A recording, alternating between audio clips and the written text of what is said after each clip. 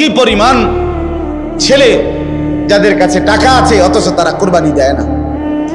বাইটাইয়ে নতুন জামা ফিন্দা ঈদগাহে মুসল্লা লইয়া নামাজ পড়তে যায়, কিত্তে যাও বেউকুফ, তুই হুতাতে না থাকবি, তুই গোস্ত আনলে গোস্ত খাইবি। আরে বেটা তোরে বেটা ঈদগাহ যাইতে কইছে কে বেটা? এত সকাল ঘুমে তুটছু কিত্তা তুমি? গোস্ত রান্ধা হইলে না উঠবা, তোমার তো উড়াইবেই তোমার আম্মা। এই জন্য এটা শরীয়তের বিধান। অনেক ছেলে আছে বালেগ, বালেগের উপরে কোরবানি ওয়াজিব।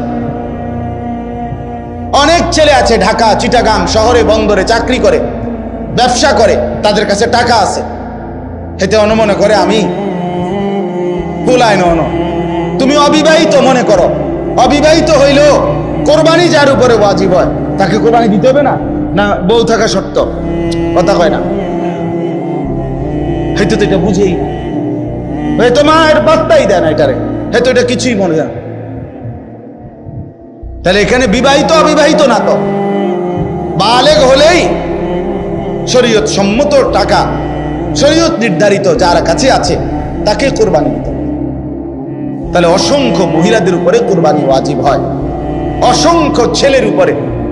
ছেলেটাই অল্প বয়সী 18 বছর 20 বছরের ছেলেরে বিদেশ পাঠাই দিছে, ফোলা বিদেশ থেকে টাকা পাঠায়, বছরের পর বছর বাপ্পার নামে কোরবানি হয়, অথচ তার কাছে আরো টাকা আছে।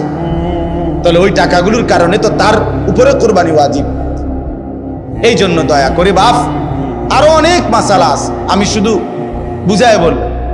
ও 2 ভাই চাকরি করে অথবা 2 ভাই ব্যবসা করে, দোনো ভাইয়ের আলাদা 2টা দোয়া, কিন্তু সংসারে একসাথে এমন আছে না? মানে বিদ্যুৎ হয়েছে না আর কি, দোনো ভাই বাপ মাও আছে করে, তো বাপ মার লগে একসাথে খায়। তো কাজে যেহেতু তারা এখনো সংসার ভিন্ন হয় নাই, যাদের ঘরে বউ লইয়া যার যে আলাদা থাকে যদিও, কিন্তু রান্দাবাড়ি এক লগে একসাথে খায় দেয়, তো দোনো ভাইয়েই কামাই রোজগারি করে, দোনো ভাইয়েরই কি আছে, ইনকাম আছে। দোনো ভাইয়ে মিল্লাট, এবারটা 15,000 এবারটা 15,000 মিলাইয়া 30,000 টাকা আব্বার হাতে দিয়েছে, কোরবানি দেন আপনি। কারণ আমরা তো একসাথে খাই, গোস্ত তো রাইলে আমরা একসাথে খাও, আমরা কি আর এনে আলাদা খামুনি? তো গোস্তই তো খাওয়া, তো এটা তো আমরা একসাথে আসি, বুঝেন নাই কথাটা? তো এবারে এই 30,000 টাকা দিয়ে কার নামে কোরবানি দিল? বাপের নামে। তো তোমরা যে দুজন সামর্থ্যবান, তোমাদের কোরবানি কই হলো? আমি আর আপনি কোনোদিন শেষ হবে না, কবরে যেতে হবে, হাসরে যেতে হবে, মিজানের সামনে দাঁড়াইতে হবে, ফুলসেরাত পার হইতে হবে, কাজে ক্যাসেট থাকবে না, ফিতা থাকবে না, মোবাইল থাকবে না, আমি থাইকা যাব। আমাকে হিসাব দিতেই হবে, আমাকে হিসাব দিতেই হবে। এই জন্য বন্ধুরা মনে রাখতে হবে, সমবয়সী বন্ধু তোমার এই আড্ডার সঙ্গী কবরের সঙ্গী না, আখেরাতের সঙ্গী। যে কিছুক্ষণ টাকা পয়সা মোবাইল অথবা শরীরের ফুর্তি করার সামর্থ্য আছে, ওটুকুরই সঙ্গী, ফুরায় গেলে আর নাই। কোরবানির কথাটা এবার বলি একটু, এরপরে তরজমা বলুন। কোরবানির বিষয়ে দেখেন, শুধু একটা উদাহরণ শুনেন। কোন মুসলমান কোরবানির 3 দিন অর্থাৎ 10ই জিলহজ কোরবানি হয়, যেদিন আমরা কোরবানি করি এটারই কয় 10ই জিলহজ। তো কোরবানির দিন এবং তার পরের 2 দিন, সাউন্ড ইয়া করে দেন, সাউন্ড ইয়া করে দেন। তো 10, 11, 12 জিলহজ মাসের এই 3 দিন, মানে কোরবানির দিন আমরা যেটারে বলি তারপরের 2 দিন সহ, এই 3 দিনের ভিতরে যদি কারো কাছে 52.5 বড়ি রূপার সমপরিমাণ টাকা মূল্য থাকে, তাহলে তার উপরে কোরবানি ওয়াজিব। 52.5 বড়ি রূপার দাম সর্বোচ্চ যদি 1000 টাকা করে হয় বড়ি, রূপার বড়ি কম, স্বর্ণের বড়ি বেশি। রূপার বড়ি 1000, 1200, 1300, কখনো কখনো 2700 টাকাও হয়। তাইলে যদি 1000 করে গড়ে হয় তাহলে 52,500, 52,500 কিনা এই ঈদের দিন, কোরবানির ঈদের দিন এবং তারপরের 2 দিনের মধ্যে যে কোনো টাইমে কারো কাছে যদি নিজের ঘরের এই মৌলিক প্রয়োজন, ওই যেটা আমি বললাম হাওয়ায় যে আসলি, বউ বাচ্চার, বাজার, ওষুধপত্র সহ আমরা মৌলিক খরচ যেটা মোটা দাগের, এই মৌলিক খরচ যা, তার অতিরিক্ত যদি ওই পরিমাণ টাকা সম্পদ কারো কাছে থাকে, তার উপরে কুরবানি ওয়াজিব। আল্লাহ রাসূল সাল্লাল্লাহু আলাইহি ওয়াসাল্লাম বলেন, যার উপরে কুরবানি ওয়াজিব হলো অথচ কুরবানি সে করলো না, রাসূলুল্লাহ সাল্লাল্লাহু আলাইহি ওয়াসাল্লাম স্পষ্ট বলছেন, ফালা ইয়াকরাবান্না মুসাল্লানা, সে যেন ঈদগাহে না আসে, সে যেন আমাদের নামাজে না আসে। এই অপদার্থ তুই ঈদের নামাজ পড়তে আসবি না, রাসূলুল্লাহ সাল্লাল্লাহু আলাইহি ওয়াসাল্লাম স্পষ্ট নিষেধ করছে। নাফরমান তুই আসবি না, তুই উঠতেলা, তুই ঘরে থাক। বলেন, তাইলে জিলহজ মাসের এই 3 দিন, কোরবানির 3 দিন, মনে করেন আপনি গতকালকেও আপনার কাছে টাকা ছিল না, কিন্তু আজকে কোরবানির দিন বা তারপর দিন সকালবেলা আপনি একজনের থেকে 70,000 টাকা পাইতেন, এবারে আজকে দিছে টাকা না বাইটাই, সেই ঈদের উপলক্ষে এই টাকাটা আজকে দিছে। আর এই টাকাটা ছাড়াও আপনার ঘরের পরিবারের সংসারের যা প্রয়োজন তা চলবে, সমস্যা নাই। এই টাকাটা তো আমি দইছি না হিসাব, এই আজকেই টাকাটা পাইছেন, আজকে তো আগামী এই 3 দিনের সন্ধ্যার আগে আগে আপনার জন্য কোরবানি আছে। যে মহিলার কাছে স্বর্ণ আরো কিছু নগদ টাকা আছে, দুইটা মিলাইয়া যদি, যেমন একজন মহিলার কাছে মনে করেন 1 ভরি স্বর্ণ আছে, 2 ভরি 1.5 ভরি, এটা তো থাকেই, একেবারে ন্যূনতম 1-1.5 ভরি স্বর্ণ তো যে কোনো মহিলারে আছে, বুড়া বেড়ির ভিতরে আছে, মহিলারও আছে, একেবারে গরিব গুড়াবার ঘরেও আছে। সাথে যদি ওই 3 দিন এই মহিলার কাছে আলগা কিছু টাকাও আছে, 10,000, 5,000, 20,000, 15,000, উনার টাকা, এটি উনার মহিলার নিজের টাকা, স্বামী দিছে, নয়তো ছেলে দিছে, নয়তো বাপের বাড়ির থেকে দিছে, যেমনি হোক দিছে, এই স্বর্ণ আর ওই টাকাটা মিলাইয়া যদি 52,500 টাকার দামের চাইতে বেশি হয়, এই মহিলার উপরে কোরবানি ওয়াজিব, নিঃসন্দেহে ওয়াজিব। তাইলে 1 ভরি স্বর্ণের দাম তো হলো 80,000, ওনার কাছে আরো আছে 5,000 ব্যক্তিগতভাবে টাকা, তো 85,000 ধরেন, তো 85,000 টাকা 52,500-এর চাইতে কম তো তাইলে এই মহিলার উপরে কোরবানি ওয়াজিব হলো কিনা? কই আমাদের সমাজে কয়জন মহিলার কোরবানি দেয়? বেড়িতে গুস্তও না খাবায়, কিন্তু কোরবানি কো, রুটি গুস্তও না খায় উনি, কিন্তু কোরবানি হইও কই।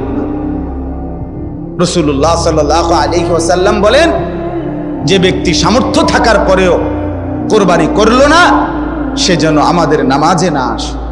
কি পরিমাণ ধমক দিছে! তাহলে আমি এই 2টা মাসালা আপনাদের বুঝাই, কোরবানির বিষয়ে বুঝা দরকার। আপনি মনে করেন ছেলেটা বিদেশ, অধিকাংশ মানুষের ছেলে বিদেশ আছে, তাহলে সে টাকা রোজগার করে, এখন হে প্রত্যেক মাসে বা 2 মাসে 3 মাস পর পরই বাফেরে 20,000, 30,000 টাকা দেয়। এই ছেলেটা বাফের লাগিয়া পাঠায়, বাপ মার লাগিয়া। এখন কোরবানির সামনে এই উপলক্ষে ছেলেটা 30,000 টাকা পাঠাইছে, অথবা অন্যান্য বারের চাইতে 5,000 বেশি পাঠাইছে। ধরেন আগে পাঠাইতো সবসময় 30,000, যেহেতু কোরবানি এই জন্য পাঠাইছে 40,000, কথার কথা 10,000 বেশি পাঠাইছে। এখন এই টাকাটা দিয়া ছেলেটার মা এবং বাপের কোরবানি করছে, বাপমার নামে কোরবানি দিছে। এখন ছেলেটা, তার কাছে তো টাকা আছে, তার তো এই শুধু 30,000 টাকা না, তার কাছে তো তার ব্যক্তিগত জমানো টাকা আছে, তো তার কাছে তো অবশ্যই 52,500 টাকার অতিরিক্ত টাকা তার কাছে ব্যাংকে হোক যেখানে হোক তার কাছে জমা আছে না? কথা বলেন না কেন? তাহলে এই ছেলেটার উপরে কোরবানি ওয়াজিব কিনা বলেন না? তো এখন তার যে বাংলাদেশে তার বাপ মার নামে কোরবানি হলো, দিল, তো তাদের সওয়াব হইল, ঠিক আছে, তাদের কোরবানিও হয়েছে, কিন্তু এই ছেলের কোরবানি আদায় হয়েছে নি? কথা বলেন না কেন? তো এই 10 বছর ধরে ফুলাগা বিদেশ থেকে টাকা পাঠায়, বাপমার নামে কোরবানি হয়, তার কোরবানি? সে তো গুনাহগারী থাইকা গেল, সে তো নাফরমানি থাইকা গেল। এই ছেলের জন্য তো ঈদের নামাজ পড়তে নিষেধ করছে আল্লাহ, নবীজি সাল্লাল্লাহু আলাইহি সাল্লাম। তুই তো পাপী রয়ে গেল। তাইলে বলেন কি পরিমাণ মুসলমান, এই চিন্তা হিসাব করিলে কত পরিমাণ প্রবাসী অসংখ্য এমন আছে যারা বাপমার নামে কোরবানি দেয় কিন্তু তার কোরবানি দেয় না। তো বলে বাপমার নামে কোরবানি দিত না? অবশ্যই দিব। বাপের যদি একটা লুঙ্গি লাগে, এর লাগে কি ফুতের লুঙ্গি কিনতো না? কথা কন না কেন? বাপের যদি একটা জামা লাগে, তো এর লেগে কি বাপের জামা আমি দিছি দেখা আমি আর খালি গায়ে আটমু নাকি? তো তাহলে এটা কথা হইলো কোনো? বাপের নামে কোরবানি দিলাম দেখা, মার নামে কোরবানি দিলাম দেখা আমি কোরবানি দেব না, এটা কোন কথা? ছেলেটার দোকান অথবা ছেলেটা ঢাকা কাজ করে, চাকরি করে, যেটাই করুক, তে বাইতাইয়া তার কাছে কিন্তু টাকা আছে 60,000-এর বেশি, কিন্তু বাইতাইয়া মাতে না, তার বাপের হাতে টাকা 10,000 দিয়া দেন, আপনি কোরবানি দেন, গোস্ত না খাওন, আপনার নামে দেন, আপনি মুরব্বী মানুষ, আপনি মরিয়া গেলে আর পাইবেন কোরবানি। অথচ সে কিন্তু কি সামর্থ্যবান, কথা বুঝেন নাই আমার? তার কাছে টাকা আছে না, এই 10,000 টাকা ছাড়া তার দ্বারা আর টাকা নাই। তাহলে এই ছেলের উপরে তো কোরবানি ওয়াজিব। অথচ সে তার বাবার নামে কোরবানি দিল, বাবার সাথে শরীক দিয়া টাকা জমা দিয়া 10,000 টাকা বাবারে বুঝাই দিয়া শেষ। সে মনে মনে ভাবতেছে আমি তো কোরবানি দিছি, এই যে আব্বারে দিছি 10,000, তুই বেটা আব্বারে না 10,000 দিছ, কোরবানি দিছ কই? কোরবানি উপলক্ষে না 10,000 টাকা বাপেরে দিছ, তো তুমি তো সারা বছরই টাকা দাও, তো এখনো দিছ, এটা অসুবিধা কি? বাপমার খেদমত তুমি করবা না? বাপমারে তুমি দিবা না? বলেন কি পরিমাণ ছেলে যাদের কাছে টাকা আছে অথচ তারা কোরবানি দেয় না। বাইটাইয়ে নতুন জামা ফিন্দা ঈদগাহে মুসল্লা লইয়া নামাজ ছুটতে যায়, কিনতে যাও বেউকুফ, তুই হুতাতে না থাকবি, তুই গোস্ত আনলে গোস্ত খাইবি। আরে বেটা তোরে বেটা ঈদগাহ যাইতে কইছে কে বেটা? এত সকাল ঘুমে তুটছু কিত্তা তুমি? গোস্ত রান্ধা হইলে না উঠবা, তোমার তো উড়াইবেই তোমার আম্মা। এই জন্য এটা শরীয়তের বিধান। অনেক ছেলে আছে বালেগের উপরে কোরবানি ওয়াজিব। অনেক ছেলে আছে ঢাকা, চিটাগাং শহরে, বন্দরে চাকরি করে, ব্যবসা করে, তাদের কাছে টাকা আছে, হেতে মনে করে আমি কুলায় ন।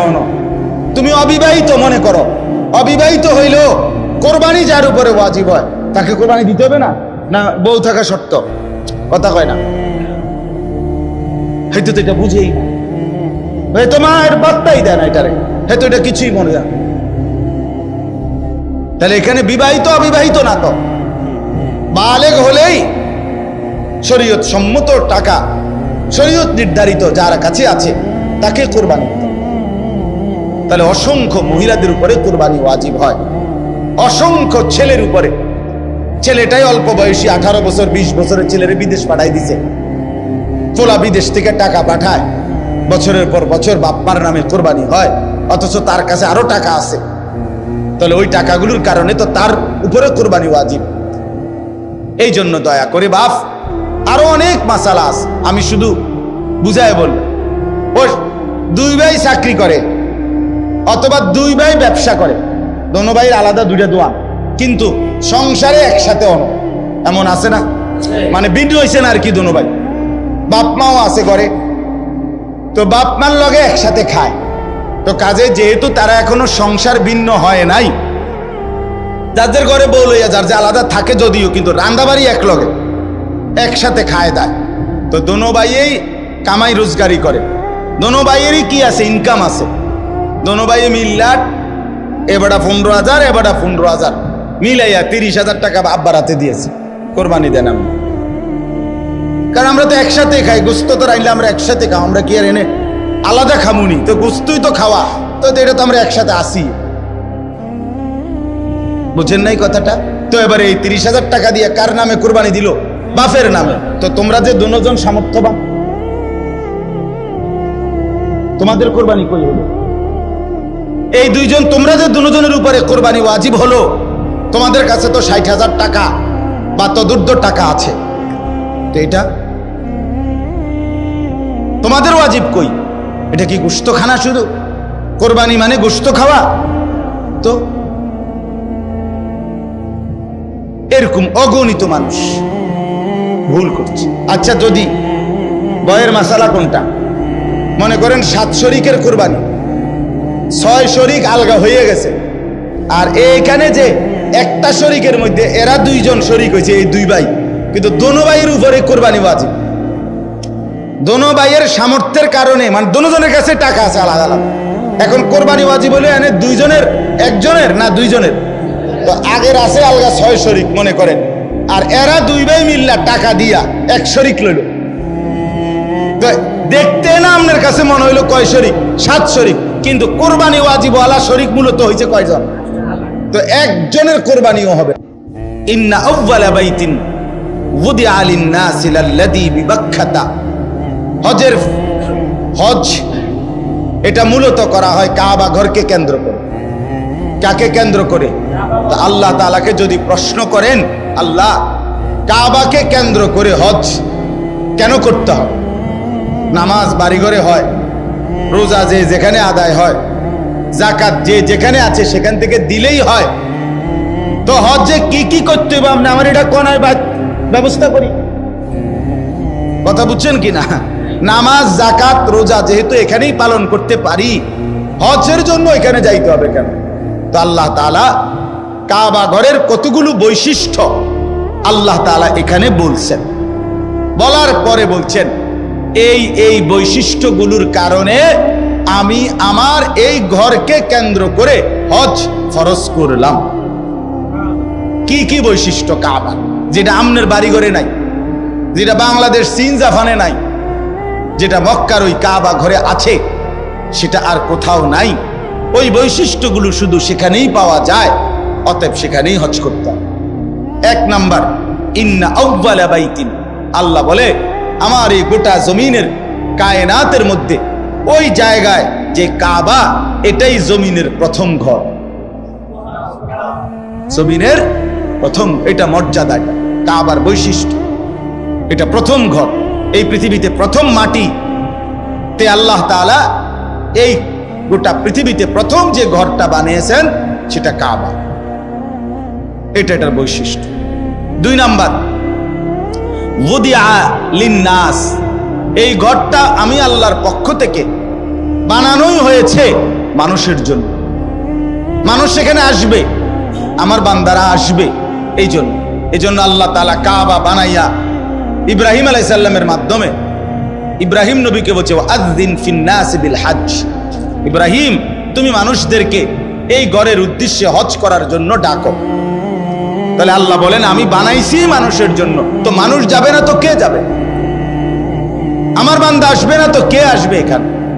তো এটা বানানোই হয়েছে ইমানদারের জন্য, এটা বানানোই হয়েছে মুমিনের জন্য, এটা বানানোই হয়েছে মুসলমানের জন্য। সুবহানাল্লাহ। 3 নাম্বার, লাল্লাযী বিবাক্কা, আল্লাহ বলে কাবা শুধু কেবল এটা মক্কাতেই অবস্থিত। কোথায় অবস্থিত?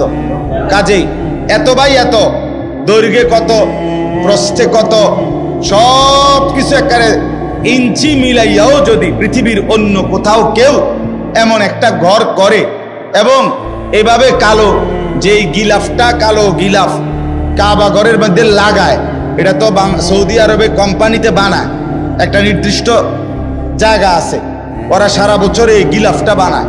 তো এই গিলাফ এখানে একটা বানাইলে এটা এরকম 1000টা গিলাফ বানানো কি অসম্ভব? তো এটা জায়গায় জায়গায় এরকম একটা ঘর বানাইয়া গিলাফটা লাগাইয়া দিলেই তো হয়। আল্লাহ বলে না, হয় না। লাল্লাযী বিবাক্কা, এটা মক্কাতেই হতে হবে, এখানেই যেটা এটাই। এই জন্য ওই যে আব্রাহা বাদশাহ ইয়ামানে বানাইয়া কাবার মর্যাদা দিতে চাইছিল, মক্কার এক লোক গিয়া ওইখানে পেশাব পায়খানা করে দিয়েছে। যা তোর এটা দিয়ে দিলাম। এই কারণেই আব্রাহা বাদশাহ হাতি নিয়ে আসছিল কাবা ধ্বংস করছে। কথা বুঝছেন তো? এটা মক্কাতেই অবস্থিত। 4 নাম্বার মুবারাকান, আল্লাহ বলেন কাবা এই যে মক্কার, এটা বরকতের খাজানা, বরকতের খনি, বরকতের খনি। এটাতে আল্লাহর ঘর কাবাতে আসছে, আর বরকতে বরকতে আল্লাহ তাআলা তার জিন্দেগি ভরে দিয়েছে। 5 নাম্বার ওয়া হুদাল লিল আলামিন, এটা সারা বিশ্ববাসীর জন্য হেদায়েতের কেন্দ্র। সুবহানাল্লাহ।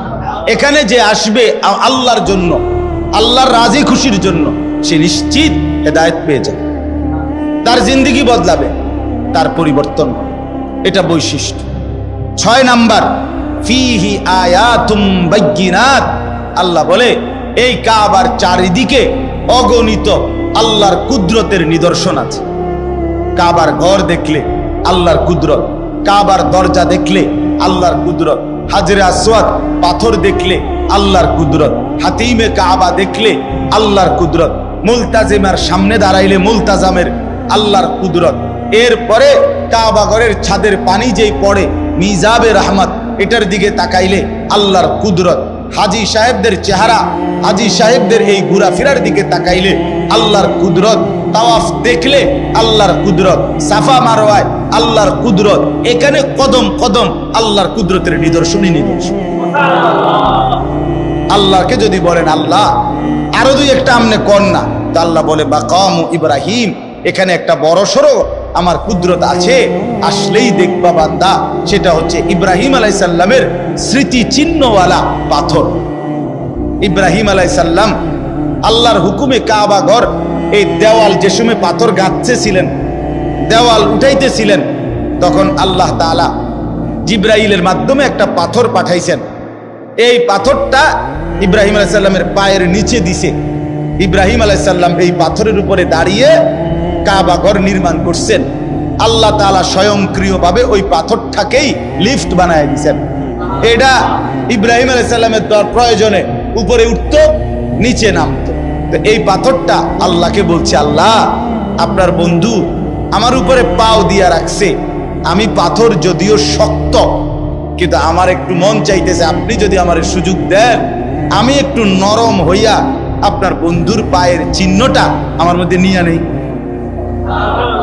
আল্লাহ তা বলছে ঠিক আছে। তো পাথর নরম হইছে, ইব্রাহিম আলাইহিস সালামের 2 পাও পাথরের মধ্যে টাইপা গেছে, একবারে খাপে খাপ পায়ের চিহ্ন লাইগা গেছে। এখন আজ 6000 বছর পরেও ইব্রাহিম আলাইহিস সালামের সেই পায়ের চিহ্ন বিশিষ্ট পাথর ওইখানে অবিকল একই রকম আছে। ফিহি আয়াতুম বাইয়িনাত মাকামু ইব্রাহিম, এটা বৈশিষ্ট্য। আপনি গেলে দেখবেন। চলেন যাই, বলেন ইনশাআল্লাহ। যে দিল আল্লাহর ঘর দেখতে চায় না সেটা কোনো দিলে না, তুই বেটা কোনো মুসলমান মহব্বতওয়ালা হলি না। যেই কলিজায় আল্লাহর ঘর দেখতে চায় নাই সে তো আল্লাহকে ভালোই বাসে নাই, আল্লাহকে মহব্বতই করে নাই। সুবহানাল্লাহ। ওয়ামান দাখালাহু কানা আমিনা, এই শেষ বৈশিষ্ট্য হলো আল্লাহ বলে আমার এই কাবা এমন জায়গা, এখানে আসলেই নিরাপদ, আসলেই নিরাপদ, গুনাহ থেকেও নিরাপদ, নাফরমানি থেকেও নিরাপদ, শত্রুর হামলা থেকেও নিরাপদ, কারো জুলুম অত্যাচার থেকেও নিরাপদ। সুবহানাল্লাহ, নিরাপদ। ওমান দাখালাহু কানা আমিনা, ঢুকলেই নিরাপদ, ঢুকলেই নিরাপদ। আল্লাহ বলছেন এটা নিরাপদ। এই এত কিছু বলে শেষ কথাটা দেখেন, আল্লাহ তাআলা বলেন কাবার কি কি বৈশিষ্ট্য কইল? 9টা বৈশিষ্ট্য দিয়েছে। 1 নাম্বার, এটা প্রথম ঘর। 2, মানুষের জন্যই বানানো হয়েছে। 3, মক্কাতেই অবস্থিত। 4, বরকতের কেন্দ্র। 5, সারা পৃথিবীর মানুষের হেদায়েত, হেদায়েতের কেন্দ্র। 6, এখানে অগণিত নিদর্শন আছে চারিদিকে। 7, এখানে মাকাম ইব্রাহিম আছে। 8, এখানে যে ঢুকবে সে নিরাপদ হয়ে যাবে। এই 8টা 9টা 8টা। আবার ওই একটার ভিতরে তো অনেকটি, এখানে অনেক নিদর্শন আছে কইলে তো একটা একটা আলগা আলগা কইলে তো এখানে অনেকটি। সর্বশেষ আল্লাহ বলেন এই এতগুলো বৈশিষ্ট্যের কারণে ওয়ালিল্লাহি আলান নাসি হিজ্জুল বাইতি, আমি আল্লাহ আমার সন্তুষ্টির জন্য আমার বান্দাদের উপরে মানিস্তাতা ইলাইহি সাবিলা, শরীয়ত কর্তৃক নির্ধারিত সামর্থ্য যাদের আছে তাদের জন্য এই ঘরের হজ ফরজ করে দিলাম। আল্লাহ এবার শেষ বলে, বান্দা শুনো, আমি এত বড় মর্যাদাপূর্ণ কাবা, এত বৈশিষ্ট্য বললাম, হজটাকে ফরজ করলাম, সামর্থ্য আমি দিলে তাইলে যাইতে কইছি, আমি যদি সামর্থ্য না দেই তাইলে যাওয়ার দরকার নাই। তাইলে আমি সব কিছু আমি দেওয়ার পরে বলার পরেও যে অবজ্ঞা করবে, তুচ্ছ তাচ্ছিল্য করবে, খামখেয়ালি করবে, ওমান কাফারা ফা ইন্নাল্লাহা গানিয়্যুন আনিল আলামিন, আল্লাহ বলে কেউ যদি অস্বীকার করে, অবজ্ঞা করে, তাইলে আমি রব্বুল আলামিন সারা পৃথিবীও যদি আমার এই ঘরকে পাত্তা না দেয় আমার কোনো অসুবিধা নাই, আমি কারোই মুখাপেক্ষী না, বরং সবাই আমারই মুখাপেক্ষী। 16 কোটি মুসলমানও যদি হজ না করে আল্লাহর কিছুই যাবে না, আসবে না, ক্ষতিগ্রস্ত হবে আমরা। কথা বলেন না কেন? বাংলাদেশ থেকে যদি কেউ হজে না যায় তো কাবা ঘরের এক সাইড কাইতেই যাবো নাকি? তা আল্লাহর ঘরের মর্যাদা কমে যাবে না, আল্লাহর মর্যাদা কমে যাবে। কিন্তু আমি না গেলে, আপনি না গেলে, হজ ফরজ হওয়ার পরেও তো আপনার আমার মরণ যদি ইহুদির মরণ হয়, খ্রিস্টানের মরণ হয়, তো কি হবে কবরে, কি হবে হাসরে, কি হবে আখিরাতে, কি হবে পরকালে? এজন্য দয়া করে কথা এখানেই শেষ, মেহেরবানি করে চলেন। কিছু মাসালাও বললাম অল্প করে, আবার ফজিলতও বললাম হজ্জের, কোরবানির। হজ এবং কোরবানি, যাকাত এগুলো আদায়ের প্রতি আরো যত্নবান হবেন। আল্লাহ তাআলা আমাদেরকে তৌফিক দান করেন। যে কয়জন নওজোয়ান ছেলে আছো ভাইয়া, মেহেরবানি করে অনুরোধ করছি, কষ্ট করে গরমের মধ্যেই ভাই আল্লাহর কথা শুনেছো ভাইয়া, আমার অনুরোধ রইল মুসলমানের যুবক 5 ওয়াক্ত নামাজ পড়তে চেষ্টা করো ভাইয়া। মোবাইলের এই আসক্তি, নারীর ছবি, জেনা ব্যভিচারের এই দৃশ্য, সারাদিন বন্ধুদের এই আড্ডা, খোদার কসম শেষ পর্যন্ত আখিরাত না, আখিরাত তো নাই, দুনিয়াও খুব বেশি লাভবান হবে না, খুব লাভবান হবে না, কাঙ্ক্ষিত কোনো ফলাফল আসবে না। বড় মোবাইল থাকবে না পৃথিবীতে, আমি বললাম ফিতার ক্যাসেট পৃথিবীতে নাই, চ্যাপ্টা চ্যাপ্টা সিডি ইডি এখন আর নাই, কেউ জানতো না। ওরা যারা বানাইছে ওগুলো যখন চলছে তখন কেউ বুঝতো না যে এগুলো থাকবে না। ফিতার ক্যাসেট আমি দেখছি, ওই যে ফিতাওয়ালা ক্যাসেট যে সেগুলো আছে এখন, চলে এগুলো, সিডি চলে এগুলো, যে চ্যাপ্টা চ্যাপ্টা, তো এগুলো তো আমিও দেখছি। তা আমার বয়স তো কমপক্ষে 600 বছর, ঠিক না? তো আমি তো দেখছি আজ থেকে 25 বছর আগে আমি তো দেখছি রে বাপ। তো 20-25 বছরের ব্যবধানে এগুলো টোটালি উঠে গেছে। এখন বাচ্চারা যদি মোবাইলে আরে ফিতার ক্যাসেট চিনাইতে হয়, তো মোবাইলে হয়তো টোয়াইয়া বাইর করে দেহান লাগবে যে এরুম আছে। এই জন্য বড় মোবাইল, এই প্রযুক্তি এগুলো থাকবে না। কিন্তু আমি আর আপনি কোনোদিন শেষ হবে না। কবরে যেতে হবে, হাসরে যেতে হবে, মিজানের সামনে দাঁড়াইতে হবে, ফুলসেরাত পার হইতে হবে। কাজে ক্যাসেট থাকবে না, ফিতা থাকবে না, মোবাইল থাকবে না, আমি থাইকা যাব। আমাকে হিসাব দিতেই হবে, আমাকে হিসাব দিতেই হবে। এই জন্য বন্ধুরা মনে রাখতে হবে, সমবয়সী বন্ধু, তোমার এই আড্ডার সঙ্গী কবরের সঙ্গী না, আখিরাতের সঙ্গী। যে কিছুক্ষণ টাকা পয়সা, মোবাইল অথবা শরীরের ফুর্তি করার সামর্থ্য আছে, ওটুকুরই সঙ্গী, ফুরায় গেলে আর নাই। আল্লাহ তাআলা আমাদের প্রত্যেককে তৌফিক দেন, কবুল করেন, আমিন। সুবহানাল্লাহি।